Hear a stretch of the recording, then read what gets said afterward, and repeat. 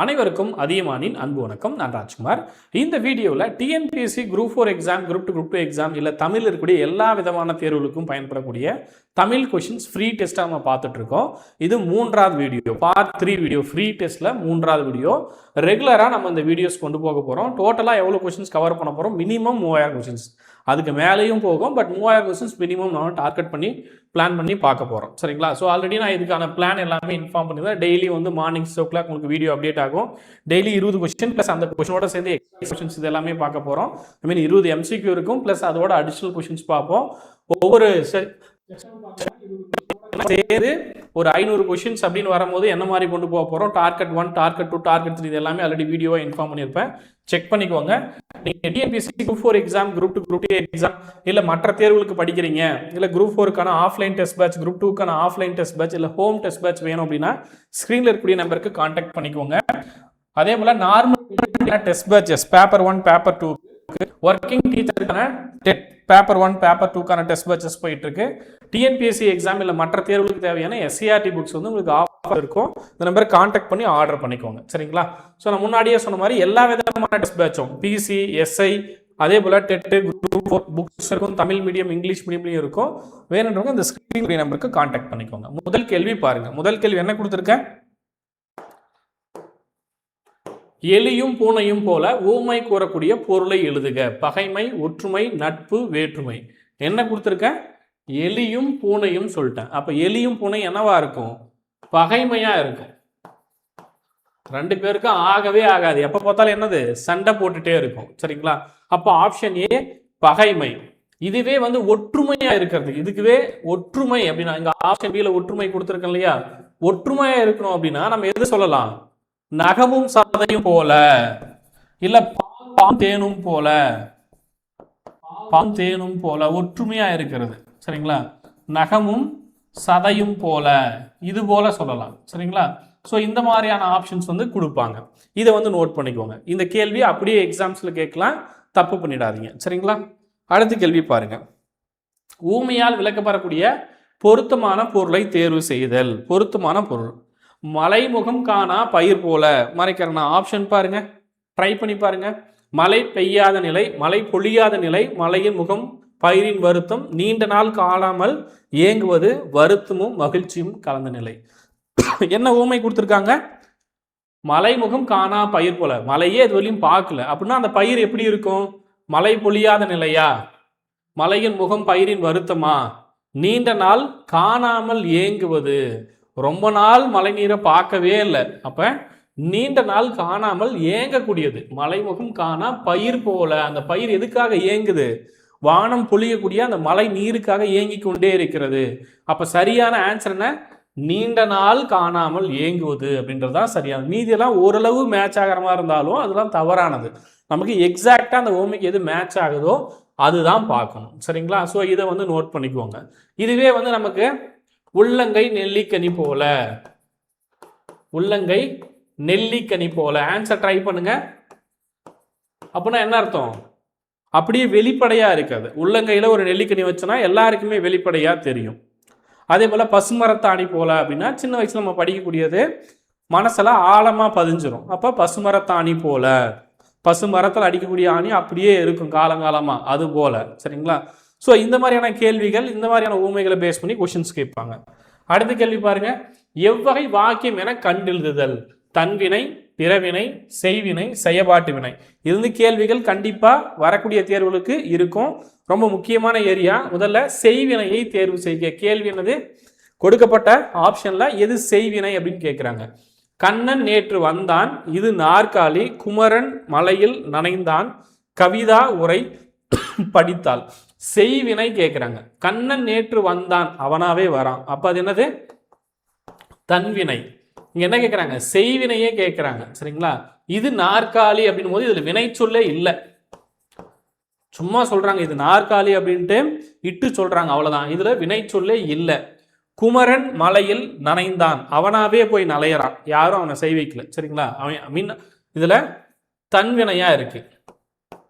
சரிங்களா? உரை, கவிதா உரை படித்தாள். இதுவே தேர்வுகள்ல உரை கவிதாவால் படிக்கப்பட்டது அப்படின்னு கேட்பாங்க. அதையும் நம்ம பார்த்துடலாம். கவிதா உரை படித்தால், அப்ப அந்த வேலையை செய்யறா, செய்வினை, அவ செய்யக்கூடிய வேலை அது. சரிங்களா? இது வந்து என்னது? செய்வினை. கவிதா என்ன பண்றா? ஒரு வேலையை செய்யறா. என்ன வேலை செய்யறா? உரை படித்தால். சரிங்களா? இதே கேள்வியே செயபாட்டு வினையா கேட்பாங்க. செயபாட்டு வினையா மாற்றுக அப்படின்னு கேட்பாங்க. அப்ப என்னது? உரை கவிதாவால் படிக்கப்பட்டது. உரை யாரால் படிக்கப்பட்டது? கவிதாவால் படிக்கப்பட்டது. அப்ப இது என்னன்னு கேட்டாங்கன்னா, படிக்கப்பட்டது அப்படின்றது செயபாட்டு வினை வாக்கியம். சரிங்களா?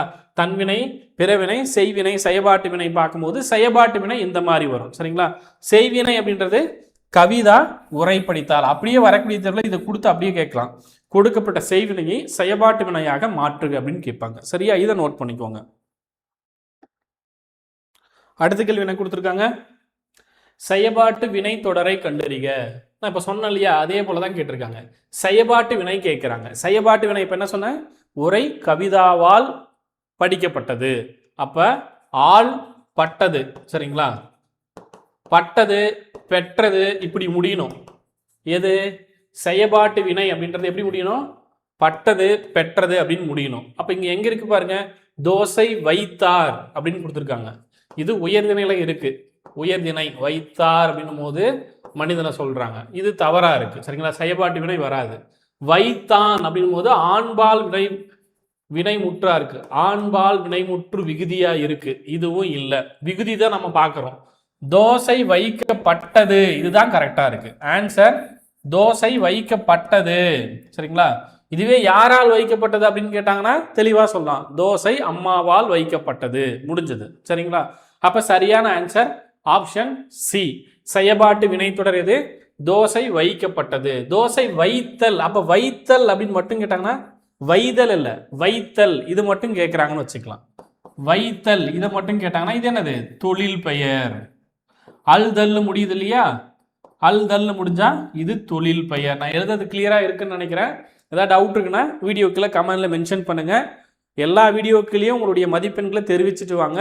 இருக்கக்கூடிய கேள்விகள் 20 கேள்விகள் போக நான் சொல்லக்கூடிய எக்ஸ்ட்ரா கொஷின்ஸை லாஸ்ட் இயர் மாதிரி கவுண்ட் பண்ணி மென்ஷன் பண்ணுங்க. இன்னும் நிறைய கொஷின்ஸ் வரும். நான் சொன்ன 3000 கொஷின்ஸ் அப்படியே 7000 8000 போகும். சரிங்களா? முடிஞ்ச வரையும் திரும்ப திரும்ப கொஷின் சொல்றத லிசன் பண்ணிட்டு வந்தீங்கன்னாவே போதும், எக்ஸாம் கிளியர் பண்ணிடலாம். ஓகே. அடுத்து இரு வினைகளின் பொருளை வேறுபடுத்துக. பணிந்து பணித்து, தெளிவா படிச்சிருங்க. பணிந்து பணித்து. அப்ப பணிந்து அப்படின்னா நம்ம என்ன பண்ணோம்? ரொம்ப பணிவா இருக்கிறது. பணித்து அப்படின்னா என்னது? கட்டளையிடுதல், ஒருத்தருக்கு ஆர்டர் பண்றோம், இந்த வேலையை செய் அப்படின்னு நம்ம சொல்றோம். இரு வினைகளின் பொருள் வேறுபாடு உணர்த்தும் தொடரை கண்டறிக. பாருங்க, பெரியோர்களிடம் பணிந்து நடக்க வேண்டும் என்று ஆசிரியர் பணித்தார். இறைவனிடம் பணியாதவர்கள் பணித்தனர். பணியாதவர்கள் படிப்பறிவு இல்லாதவர்கள். பணிந்தால் படிப்பறிவு வளரும். இப்ப நமக்கு பணிந்து பணித்து இது ரெண்டுமே எந்த இடத்துல கரெக்டா மேட்ச் ஆயிருக்குன்னு பார்க்கணும். எந்த தொடர்ல வேறுபாடு உணர்த்தக்கூடிய தொடரை தேர்வு செய்க. ரெண்டுக்குமான வேறுபாடு தெளிவா இருக்கணும். சரிங்களா? இதுவும் தவறா இருக்கு. பணியாதவர்கள் படிப்பறிவு இல்லாத தவறா இருக்கு. இறைவனிடம் பணியாதவர்கள் பணித்தனர் தவறா இருக்கு.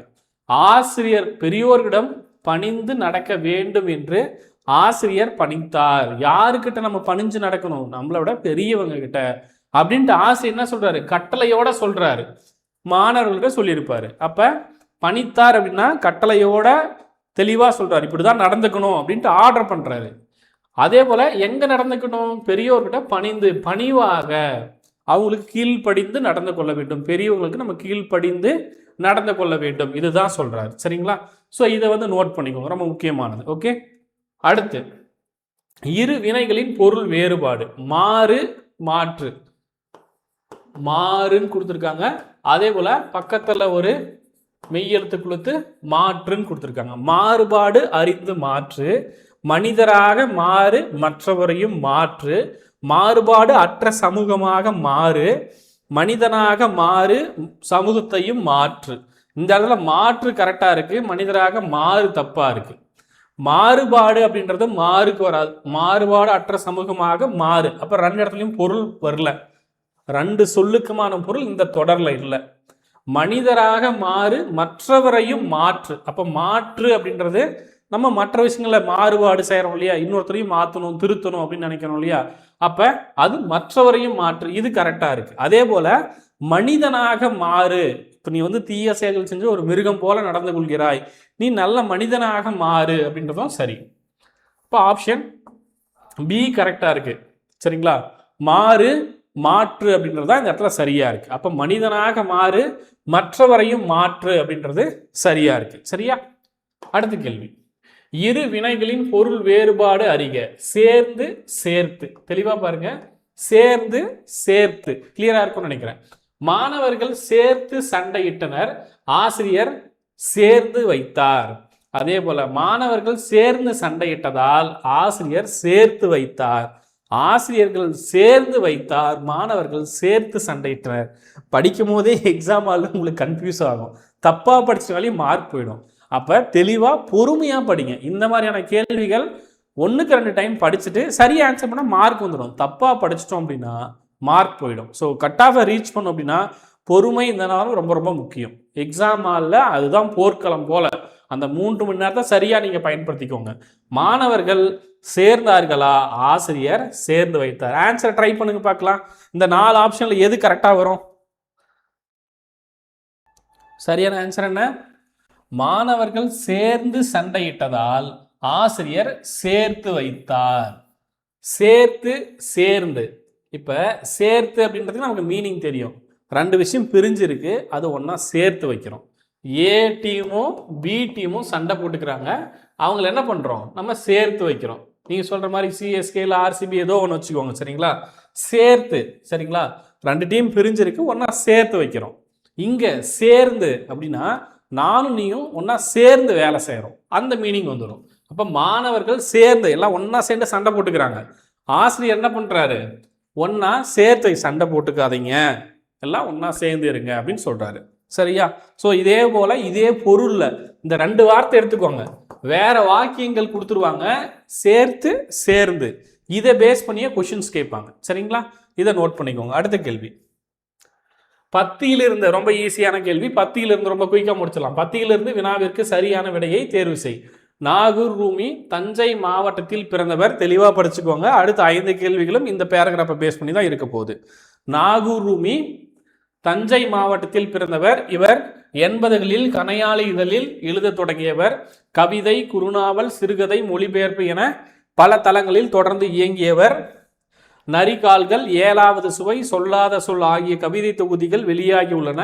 கப்பலுக்கு போன மச்சான் எனும் நாவலையும் படைத்துள்ளார். இவரது இயற்பெயர் முகமது ரஃபி. சரிங்களா, முகமது ரஃபி. ஸோ நாகூர் ரூமியின் இயற்பெயர் என்ன? இப்போ நம்ம பார்த்தோம் இல்லையா, மேலேயே இருக்க ஆன்சர் என்னது, முகமது ரஃபி. ஆப்ஷன் ஏ, மகமது இல்லை முகமது. சரிங்களா, முகமது துருமி இல்லை, நாகூர் முகமது இல்லை, முகமது ரஃபி அப்படின்றதா சரியான ஆன்சர். அடுத்த கேள்வி பாருங்க, நாகூர் ரூமி எந்த மாவட்டத்தில் பிறந்தார்? நமக்கு பேராகிராஃப் என்ன கொடுத்துருக்காங்க, நாகூர் ரூமி எங்கு பிறந்தார், தஞ்சாவூர் அப்படின்னு கொடுத்துருக்காங்க. ஆனா நாகூர் ரூமி எதற்கு பெயர் பெற்றவர்? நாகூருக்கு தான் பெயர் பெற்றவர். இங்கே ஆப்ஷன் இருக்கு. ஸோ பேராகிராஃபை படிக்காம நீங்க பாட்டுக்கு அவர் நாகை மாவட்டத்தை சார்ந்தவர் அதனால ஃபேமஸ் ஆயிட்டாரு அப்படின்ட்டு போட்டுறாதீங்க. சரிங்களா, நாகூர் மூலமா அவர் ஃபேமஸ் ஆகிறாரு, ஆனா பிறந்த இடம் அப்படின்னு கேட்டாங்கன்னா எது, தஞ்சாவூர். இதை வந்து மறந்துடாதீங்க. சரிங்களா, அடுத்து நாகூர் ரூமி முதலாக எந்த இதழில் எழுத தொடங்கினார்? நரியின் கால்கள், 7வது சுவை, சொல்லாத சொல். இதெல்லாம் என்னது, அவருடைய நூல்கள், கவிதை நூல்களுடைய பெயர் தான் நரியின் கால்கள், 7வது சுவை, சொல்லாத சொல். சரியான ஆன்சர் கனையாளி. கனையாளி தான் இதழ், கனையாளி இதழ், அதை நோட் பண்ணிக்கோங்க. அடுத்து நாகூர் ரூமியின் கவிதை தொகுதிகள் எத்தனை வெளியாகி உள்ளன?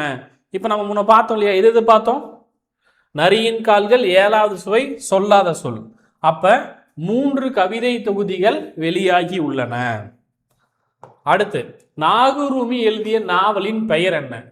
கனையாளி, கப்பலுக்கு போன மச்சான், 7வது சுவை, புதிய பார்வை. கனையாளி அப்படின்றது இதழ்னு பார்த்தோம், 7வது சுவை அப்படின்றது கவிதை நூல் அப்படின்னு பார்த்தோம். புதிய பார்வை இல்லை, கப்பலுக்கு போன மச்சான் தான் அவர் எழுதிய ரொம்ப பிரசித்தி பெற்ற நாவல். புயலிலே தோணி, புயலிலே ஒரு தோணி யார் எழுதுனாங்க அப்படின்றத கமெண்ட்ல மென்ஷன் பண்ணுங்க. சரிங்களா? புயலிலே ஒரு தோணி அப்படின்றது யாருடைய நூல்? அப்படியே கப்பல் சம்பந்தமா நான் சொல்றேன். புயலிலே ஒரு தோணி அப்படின்றது யாருடைய நூல் அப்படின்றத கீழே கமெண்ட்ல மென்ஷன் பண்ணுங்க. ரொம்ப முக்கியமான கேள்வி. அடுத்து, ஓர் பயன்பாடு சரியாக உள்ள தொடரை தேர்வு செய்க. எது? ஓர். இப்ப தமிழ் இலக்கண மரபுப்படி ஓர் அப்படின்ற சொல் எங்க வரணும்? என்னன்னு சொல்லியிருக்கேன்? ஓர் அப்படின்றது உயிரெழுத்து வரும்போது வரணும். ஒரு அப்படின்றது உயிர்மை எழுத்து வரும்போது வரணும். உயிர்மை. இவ்வளவுதான். இந்த கான்செப்ட் நமக்கு தெரியணும். இப்ப ஓர் அழகிய சிற்றூர்னு கொடுத்துருக்காங்க, ஒரு அழகிய சிற்றூர்னு கொடுத்துருக்காங்க, ஓர் அழகிய சிற்றூர்னு கொடுத்துருக்காங்க, ஒரு அழகியன்னு கொடுத்துருக்காங்க. உயிரெழுத்து வரத்துக்கு முன்னாடி, ரொம்ப முக்கியம், பின்னாடி இல்லை, உயிரெழுத்து வரத்துக்கு முன்னாடி என்ன வரணும்? ஓர் வரணும். இங்க ஒரு கொடுத்துட்டாங்க, தப்பு. சரிங்களா? இந்த சென்டென்ஸே தப்பு. அடுத்து கம்ப்ளீட்டா பார்க்கணும். தொடர் முழுக்க நம்ம படிக்க போறோம். சரிங்களா? தொடர் முழுக்க பார்க்கணும். அதே போல ஓர் அழகிய சிற்றூரில் ஓர் குளம் இருந்தது. ஓர்ன்றது எங்க வரணும்? உயிரெழுத்துக்கு முன்னாடி வரணும். குளம் உயிர்மை எழுத்து, தப்பு. ஒரு அழகிய சிற்றூரில் ஓர் குளம் இருந்தது. குளம்ன்றதுக்கு முன்னாடி என்ன வரணும்? ஒரு தான் வந்திருக்கணும். இங்க ஓர் கொடுத்துருக்காங்க. அழகிய அப்படின்றதுக்கு முன்னாடி ஓர் தான் வந்திருக்கணும். இங்க தப்பா கொடுத்துருக்காங்க. இப்ப பியும் தப்பு. ஓர் அழகிய உயிரெழுத்து வருது, ஓர் கொடுத்துட்டாங்க. உயிரெழுத்துக்கு முன்னாடி ஓர் வந்துருச்சு, கரெக்ட். அடுத்து குளம் உயிர்மை எழுத்து, அதுக்கு முன்னாடி ஒரு கொடுத்துட்டாங்க. ஸோ ரெண்டே விஷயம் தான் தெரிஞ்சுக்கணும். உயிரெழுத்துக்கு முன்னாடி ஓர் வரணும், உயிர்மை எழுத்துக்கு முன்னாடி ஒரு வரணும். சரிங்களா? உயிர்மை எழுத்துக்கு முன்னாடி என்ன வரும்? ஒரு வரும். இப்போ எந்த சென்டென்ஸ் எல்லாம் எல்லா இடங்கள்லையும் பார்த்தீங்க அப்படின்னா நமக்கு மீதி இருக்கக்கூடிய 3 சென்டென்ஸும் தப்பா இருக்கு. 3 வாக்கியங்களும் சொற்றொடர்களும் தவறாக உள்ளது. முதல் சொற்றொடர் மட்டும்தான் சரியா இருக்கு. ஓர் அழகிய சிற்றூரில் ஒரு குளம் இருந்தது. புரிஞ்சதா? அடுத்து பிழை திருத்துக. ஓர் இப்ப சொன்ன அதே கான்செப்ட் ஆன்சர் ட்ரை பண்ணுங்க. பின் வருவனவற்றுள் பிழையற்ற தொடரை தேர்ந்தெடுக்க. சென்னை ஒரு மாநகரம், சென்னைக்கு ஓர் மாணவன் வந்தான், வந்தாரை வாழ வைக்கும் ஓர் நகரம் சென்னை, சென்னை தொழில்நுட்ப பூங்காக்கள் நிறைந்த ஓர் நகரம் அப்படின்னு கொடுத்துருக்காங்க.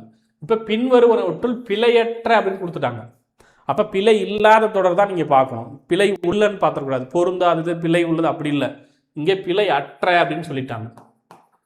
சென்னை ஒரு மாநகரம், அப்ப இங்க உயிர்மை எழுத்து ஒரு தான் கொடுத்துருக்காங்க. சென்னைக்கு ஓர் மாணவன், இங்க தவறா இருக்கு. மாணவனுக்கு முன்னாடி என்ன வரணும்? ஒரு தான் வரணும். அதனால இது தப்பு. வந்தாரை வாழ வைக்கும் ஓர் நகரம் கொடுத்துருக்காங்க. இங்க என்ன வரணும்? ஒரு நகரம் தான் வரணும். ஒரு நகரம் தான் சென்னை. சென்னை தொழில்நுட்ப பூங்காக்களால் நிறைந்த ஓர் நகரம் கொடுத்துருக்காங்க. ஒரு நகரம் தான் வரணும். அப்ப எது சரியானது? சென்னை ஒரு மாநகரம். இதுதான் சரியானது. ஆப்ஷன் ஏ தான் சரி. ஓகே, ட்ரை பண்ணியிருப்பீங்க, கரெக்டாக தான் ஆன்சர் பண்ணியிருப்பீங்க நம்புறேன். ஏன்னா ஒரே கான்செப்ட் திரும்ப திரும்ப சொல்லி கொடுத்துட்டு இருக்கேன். உங்களால் முடியும். இந்த கொஷின்ஸை நீங்கள் ஆன்லைன் டெஸ்ட்டாக ஃப்ரீயாக எழுதணும் அப்படின்னா சொல்லுங்கள். நான் ஃப்ரீயாக அப்டேட் பண்ணுறதுக்கு பிளான் பண்ணுறேன். டீமில் பேசிட்டு உங்களுக்கு இன்ஃபார்ம் பண்ணுறேன். இந்த கொஷினை இப்போ நான் உங்களுக்கு லைவ்ல டிஸ்கஸ் பண்ணி கொஷின் ஆன்சராக டிஸ்கஸ் பண்ணி சொல்கிறேன். இதே கேள்விகள் நீங்கள் தேர்வாக எழுதி பார்க்கணும் அப்படின்னா சொல்லுங்கள். நான் ஆப்பில் அப்டேட் பண்ணுறது டீமில் பேசிட்டு உங்களுக்கு இன்ஃபார்ம் பண்ணுறேன். சரிங்களா? அது எவ்வளோ பேர் ரெக்வஸ்ட் பண்ணுறீங்களோ அதை பொறுத்து தான் கீழே கமெண்ட்ல மென்ஷன் பண்ணுங்கள். ஓகே, அடுத்த கேள்வி பார்க்கலாம். சொல் பொருள் பொறுத்துக. பொக்கிஷம், சாஸ்தி, விஸ்தாரம், சிங்காரம், அழகு, செல்வம், மிகுதி, பெரும்பரப்பு. 2 3 4 1 1 3 2 4 1 2 3 4 2 3 1 4. எது சரியான ஆன்சர் ட்ரை பண்ணுங்க. ஸோ சரியான ஆன்சர் ஆப்ஷன் ஏவே. சரிங்களா? Option A 2 3 4 1. பொக்கிஷம் அப்படின்னு கொடுத்துருக்காங்களா? பொக்கிஷத்துக்கு என்ன வரும்? பொக்கிஷமா வச்சிருக்கேன், செல்வத்தை பாதுகாத்து வச்சிருக்கேன் அப்படின்னு நம்ம சொல்லுவோம். பொக்கிஷம் செல்வம். சாஸ்தி அப்படின்னா நிறைய இருக்கு, மிகுதியா இருக்கு. விஸ்தாரம் ரொம்ப விஸ்தாரமா இருக்கு. இந்த இடம் பாருங்க, ரொம்ப விஸ்தாரமா இருக்கு. நம்ம படுக்கிறதுக்கு இடம் இல்லை, தூங்குறதுக்கு இடம் இல்லை, இவ்வளோ இடம் இருக்கு. விஸ்தாரம். அப்ப பெரும் பரப்பு. சிங்காரம், சிங்காரம் பண்ணிக்கிட்டு இல்ல டே சிங்காரம் அப்படின்னா அழகு. சிங்காரம் பண்ணிக்கிட்டுனா அழகா நமக்கு ஒப்பனை செய்து கொண்டு. மேக்கப் அப்படின்னா ஒப்பனை. இதை நம்ம சொல்றோம் இல்லையா? ஆங்கில சொல்லுக்கு நிகரான சொல். அப்ப சிங்காரம் அப்படின்றதுக்கு சரியான தமிழ் சொல் இது அலகு. விஸ்தாரம் பெரும் பரப்பு. இது வேற்றுமொழி சொல்லுக்கு நிகரான தமிழ் சொல்லும் கேட்பாங்க. இது எல்லாமே எங்க இருக்கு? கட்டபொம்மு பாடல் இருக்கு இல்லையா, அங்க இருக்கு புக்ல. கட்டபொம்மு கதை பாடல் கொடுத்துருக்காங்க இல்லையா, அதில் வரக்கூடிய அதே புக்கில் இருக்கக்கூடிய பாடல் வரிகள் தான் இது. பொக்கிஷம் செல்வம், சாஸ்தி மிகுதி, விஸ்தாரம் பெரும்பரப்பு, சிங்காரம் அழகு. இதை வந்து நோட் பண்ணிக்கோங்க. இதே போல நான் சொன்ன மாதிரி மேக்கப் அப்படின்னா ஒப்பனை அப்படின்றதும் கேட்பாங்க. சரிங்களா? அடுத்து ஒருமை பன்மை பிழையற்ற தொடர், ரொம்ப முக்கியமானது. மேகங்கள் சூழ்ந்து கொண்டன. ஆப்ஷன் பி மேகம் சூழ்ந்து கொண்டன, மேகம் சூழ்ந்து கொண்டனர், மேகங்கள் சூழ்ந்துள்ளதுன்னு கொடுத்துருக்காங்க. இப்போ இதுக்கு ஆன்சர் ட்ரை பண்ணுங்க. ஃபர்ஸ்ட் பாருங்க, மேகங்கள் நமக்கு என்ன வரணும்? முதல்ல எழுவா என்னவா இருக்கணும்? என்னவா இருந்தா பயனிலை என்னவா முடியணும்? அப்ப நமக்கு கொடுத்துருக்கூடிய எழுவாய் ஒருமையில் இருந்தா நமக்கு பயனிலையும் என்னவா முடியணும்? அதே ஒருமையில முடியணும்.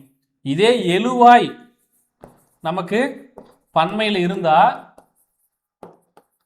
நமக்கு பயனிலையும் என்னவா முடியணும்? பன்மையில முடியணும். இதுதான் இலக்கணம். இப்படிதான் இருக்கணும். இது ஃபார்மேட். அப்ப மேகங்கள் சூழ்ந்து கொண்டன அப்படின்னு கொடுத்துருக்காங்க. மேகங்கள் அப்படின்றது என்னது? பன்மை.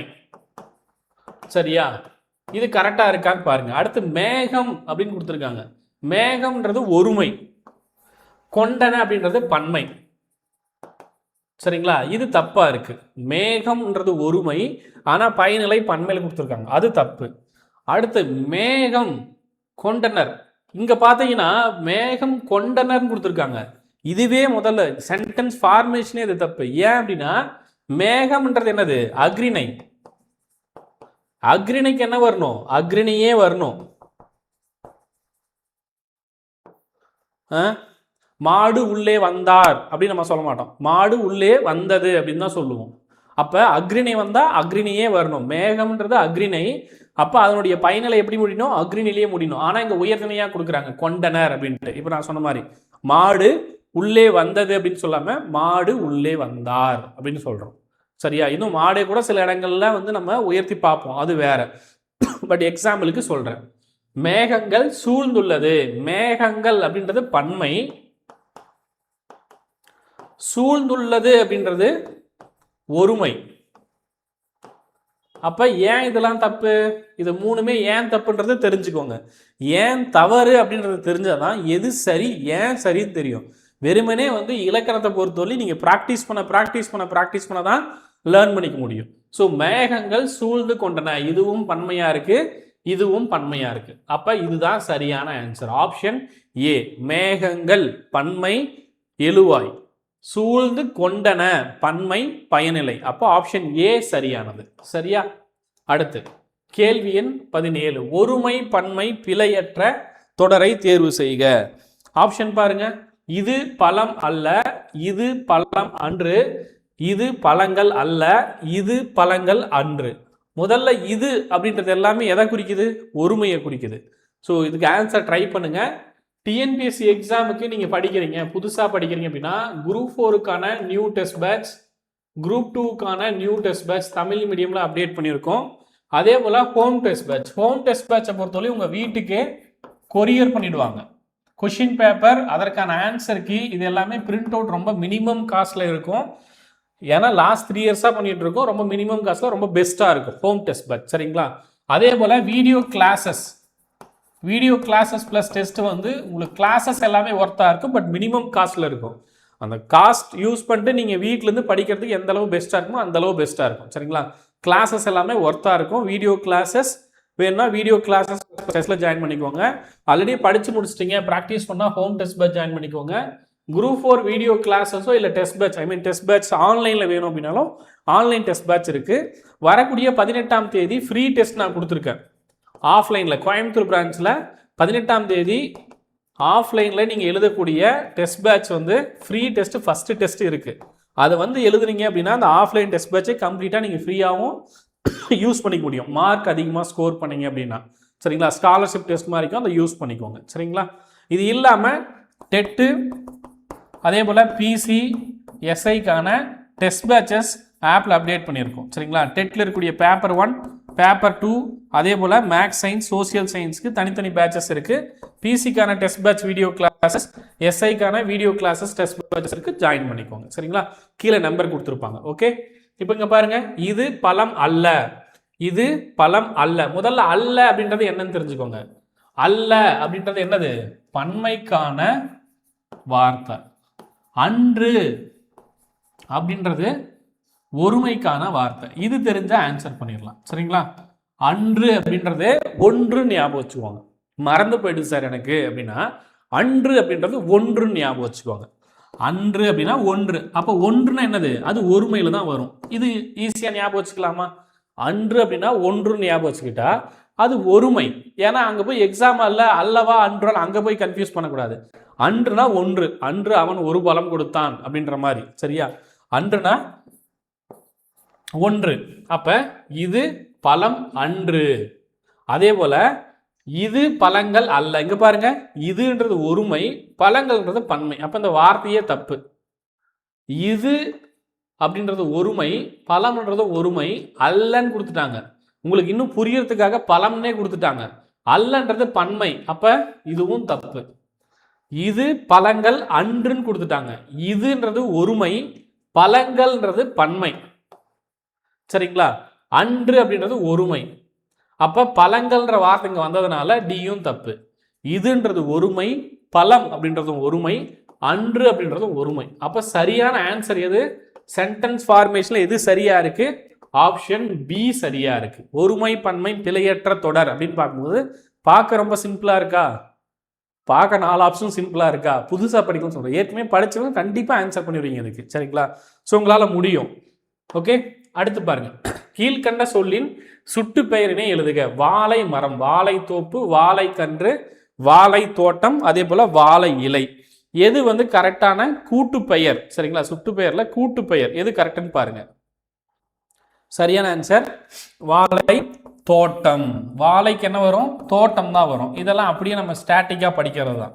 வாழை தோட்டம் இதெல்லாம் நம்ம படிச்சிருக்கணும். டேட்டா வந்து ஒரு 4-5 பேஜ் கொடுக்குறோம் அப்படின்னா அது வந்து நீங்க படிக்கணும். கூட்டு பெயர் எது இதுக்கெல்லாம் வரும் அப்படின்ட்டு. இதுவே தோப்பு எதுக்கு சொல்லுவோம்?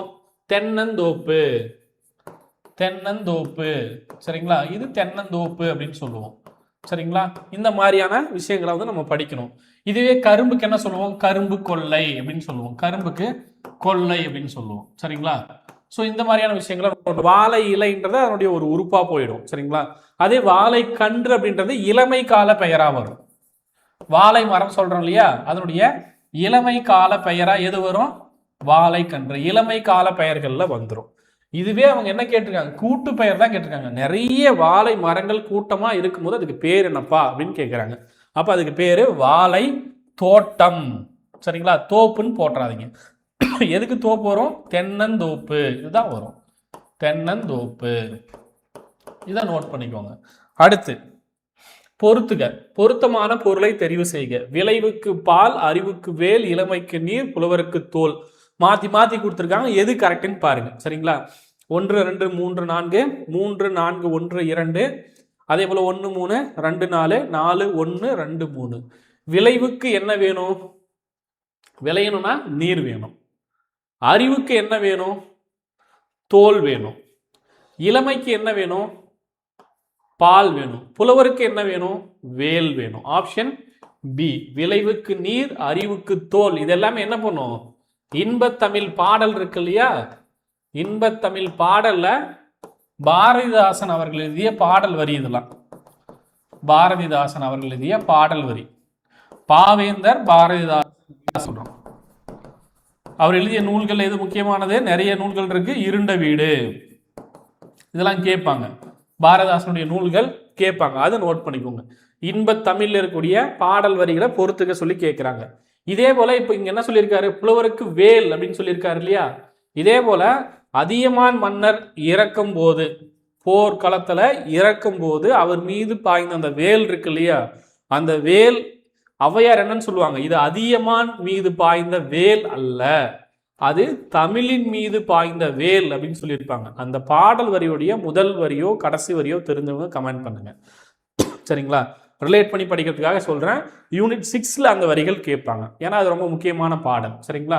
நமக்கு அந்த பாடல் இருக்கக்கூடிய பாடல் வரிகள் இன்னும் சங்க காலங்களில் கல் வந்து பயன்படுத்தினாங்க அப்படின்ற தகவலே அந்த பாடல் மூலமாக தான் நம்ம தெரிஞ்சுப்போம். அந்த பாடல்லையே மென்ஷன் பண்ணியிருப்பாங்க, வந்து எல்லாருக்கும் கிடைக்கும் போது கல் இருந்துச்சுன்னா கொடுத்துட்டு தான் நமக்கு குடிப்பாரு அப்படின்றதையும் மென்ஷன் பண்ணியிருப்பாங்க. சரிங்களா? இந்த தகவல் எல்லாமே அந்த பாடல் மூலமாக நம்ம தெரிஞ்சுக்க முடியும்.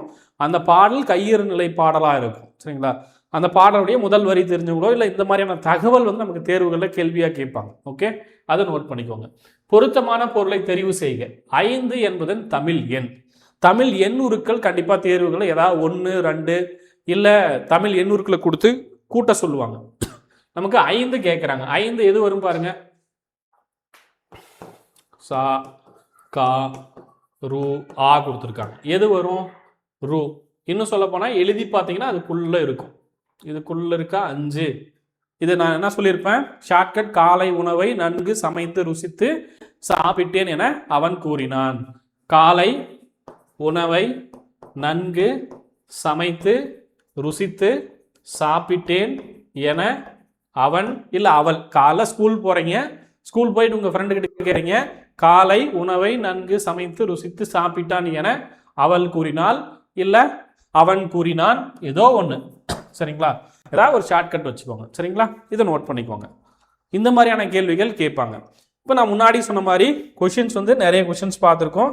இது இல்லாமல் உங்களுக்கு அடுத்தடுத்த நாட்களில் இன்னும் கொஷின்ஸ் வந்து நான் உங்களுக்கு இன்னும் டீட்டெயில்டாக, ஐ மீன் இப்போ நம்ம பார்த்ததுல இன்னும் சில கேள்விகள் பார்க்கும்போது இன்னும் ஒரு கிளியர் ஐடியா கிடைக்கும்.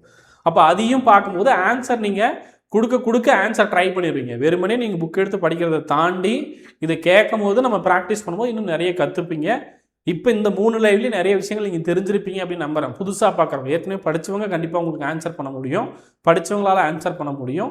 புதுசாக நான் இப்போ தான் அப்படியே கிளாஸ் மட்டும் பார்க்குறேன் அப்படின்றவங்க கண்டிப்பாக இதன் மூலமாக லேர்ன் பண்ணியிருப்பீங்கன்னு நம்புகிறேன். சரிங்களா? ஸோ வரக்கூடிய டிஎன்பிஎஸ்சி குரூப் 4, குரூப் 2, குரூப் 2 எக்ஸாமுக்கு ஹோம் டெஸ்ட் பேட்ச் இல்லை offline test batch. Offline test batch கோயம்புத்தூரில் மட்டும்தான் இருக்குது. இல்லை நான் மற்ற மாவட்டங்களில் இருக்கேன் சார், நான் வந்து சேலமில் இருக்கேன், நாமக்கல்லில் இருக்கேன், இல்லை தூத்துக்குடியில் இருக்கேன், தருமபுரியில் இருக்கேன் அப்படின்னா ஹோம் டெஸ்ட் பேட்ச் ஜாயின் பண்ணிக்கோங்க. வீட்டுக்கு கொஷின் பேப்பர் கொரியர் பண்ணிடுவாங்க. ஆஃப்லைன் டெஸ்ட் பேட்ச் கோயம்புத்தூரில் வரக்கூடிய 18ஆம் தேதி முதல் தேர்வு நடக்கு. ஃப்ரீ டெஸ்ட் வந்து எழுதி பாருங்க. எழுதிட்டு உங்களுக்கு அது ஓகேவா இருக்குது அப்படின்னா, நல்ல ஸ்கோர் பண்ணியிருந்தீங்க அப்படின்னா உங்களுக்கு ஸ்காலர்ஷிப் இருக்கும். 50%, 100% வரலையும் இருக்கும். அதை யூஸ் பண்ணிக்கோங்க. சரிங்களா? அக்னி வெற்றி பேட்ச் இது வந்து உங்களுக்கு வீடியோ கிளாஸஸ் ப்ளஸ் டெஸ்ட்டோட வந்துடும். டெஸ்ட் மட்டும் வேணுன்றவங்க டெஸ்ட் பேட்ச் ஜாயின் பண்ணிக்கோங்க. வீடியோ கிளாஸஸ் வேணுன்றவங்க வீடியோ கிளாஸஸ் ஜாயின் பண்ணிக்கோங்க. சரிங்களா? நார்மல் டெட் அதே போல் ஒர்க்கிங் டெட்டுக்கான டெஸ்ட் பேட்சஸ் போயிட்டு இருக்கு. சரிங்களா?